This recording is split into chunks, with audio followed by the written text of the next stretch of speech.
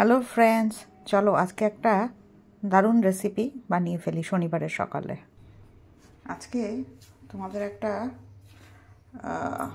বাচ্চাদের favourite, বড়দেরও favourite recipe, কিন্তু healthy উপায়ে বানানো যায় কি করে সেটা একটা করে দেখাবো। এটা হচ্ছে আমাদের ঘরে মাখার, যেটা আমরা আটা, সেই যে কোনো আটা দিয়েই হবে। সেই আটাটা দিয়ে কি করি দেখো।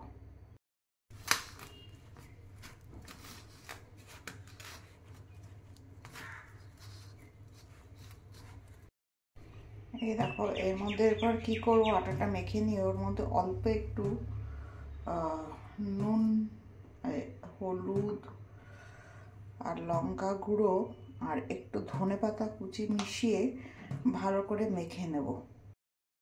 দেখো এরকম ওটা দিয়ে ভালো করে আটা মাখার মতোই যেরকম মাখা ছিল এটা মেখে নিলাম। এটা বানালাম কেন, এতে এগুলো মেশালে একটু টেস্টটা ভালো হবে।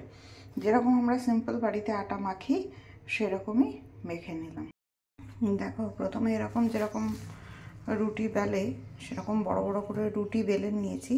তারপর এই ছুরি দিয়ে এগুলোকে আমি নুডলসের শেপে কেটে নেব। কেটে নিয়ে দেখো অলরেডি আমি কিছু কেটে রেখেছি, এগুলোকে এক জায়গায় করে রেখেছি। এবার দেখো এগুলো কি করি। দেখো সব এরকম করে পিস করে কেটে নিয়েছি। এবার এগুলোকে আমি কি করি দেখো, তবে তোমরা ইচ্ছা করলে তোমাদের পছন্দের শেপও দিতে পারো।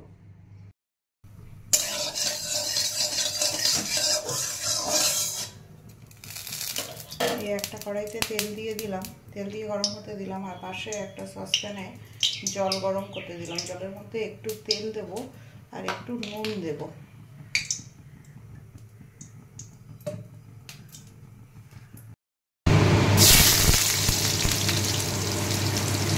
পেঁয়াজ দিয়ে দিলাম, পেঁয়াজটা দিয়ে একটু ভাজা ভাজা হয়ে দেবে। তারপরে এর মধ্যে একটু টমেটো দিয়ে দেবে। তোমরা ইচ্ছে করলে বিনসও দিতে পারো।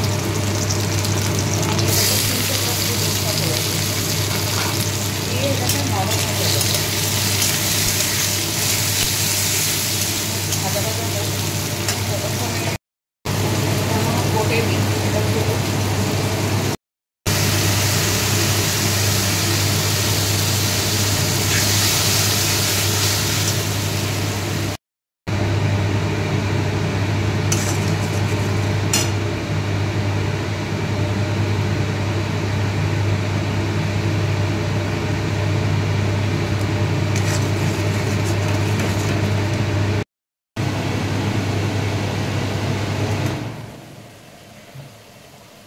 দেখো জলটা গপ গপ করে ফুটছে। এবার আমি কি করব, এর মধ্যে এই যে নুডলসগুলো বানিয়ে রেখেছি শেপ করে কেটে, সেগুলো সব এর মধ্যে একে একে দিয়ে দেবো। কিন্তু খেয়াল রাখতে হবে যেন জড়িয়ে না যায়। জড়িয়ে গেলে জিনিসটার শেপটা নষ্ট হয়ে যাবে, দলা দলা পাকিয়ে গেলে নষ্ট হয়ে যাবে। সেই জন্য প্রেফারেবলি একটা একটা করে দেওয়াই ভালো। দেখো এগুলো আমি সব একটা একটা করে দিয়ে দিচ্ছি ওর মধ্যে।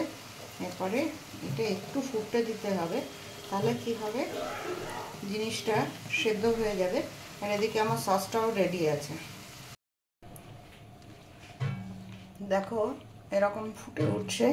আর এগুলো কিন্তু একটার সঙ্গে একটা জোড়াও লাগছে না, কারণ একটু তেলও দিয়ে দিয়েছিলাম না, আর নুনটা দিয়েছিলাম এই জন্য যাতে এর মধ্যে নুনটা ঢুকে যায়। নুনটা অল্পই দিতে হবে, কারণ সয়া সসেও তো নুন আছে, তো সেই জন্য নুনটা অল্প দিতে হবে।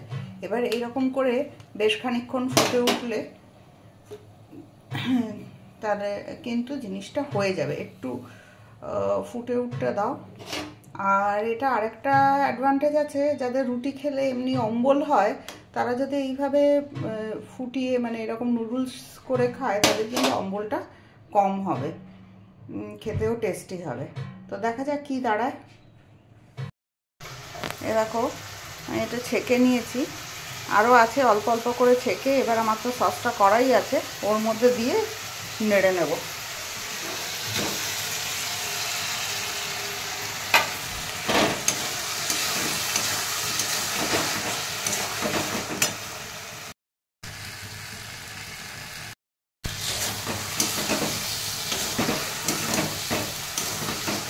এইভাবে সসের সঙ্গে মিশিয়ে নিচ্ছি। আর দেখো নুডলসগুলো কিন্তু একটার সঙ্গে একটা জোড়া লাগেনি।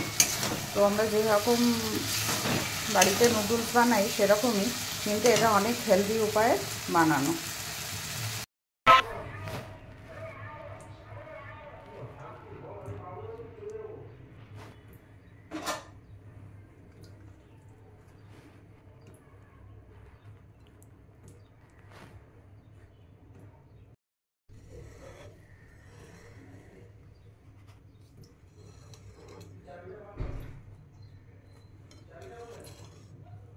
গুড মর্নিং মাম্মা।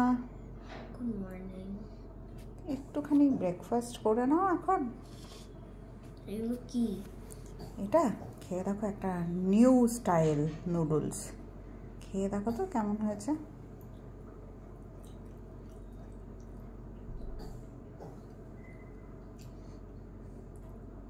ভালো হয়েছে। আমার মুখের দিকে তাকাও। How is it? ভালো হয়েছে। ভালো হয়েছে? তাহলে কি এটা টিফিনে নেবে? স্কুলে টিফিনে নিয়ে যেতে চাও? ঝাল হয়েছে। একটু ঝাল হয়েছে? আচ্ছা, এরপরে তাহলে একটু ঝাল কম করে দেবো। না, ঝাল পয়সা এরকমই ঝাল চাই। এরকমই ঝাল চাই? তোমার ভালো লেগেছে? তাহলে আরেকটু খাও আমার সোনা মা, খাও।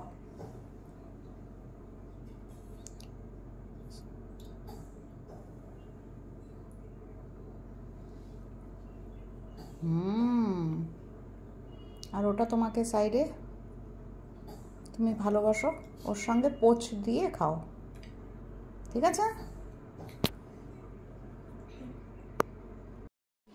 তোমাদের কেমন লাগলো রেসিপিটা? বাড়িতে অবশ্যই একবার ট্রাই করো, দেখবে বাচ্চারাও ফ্যান হয়ে যাবে। যারা রুটি খেতে ভালোবাসে না, এইভাবে খাবে।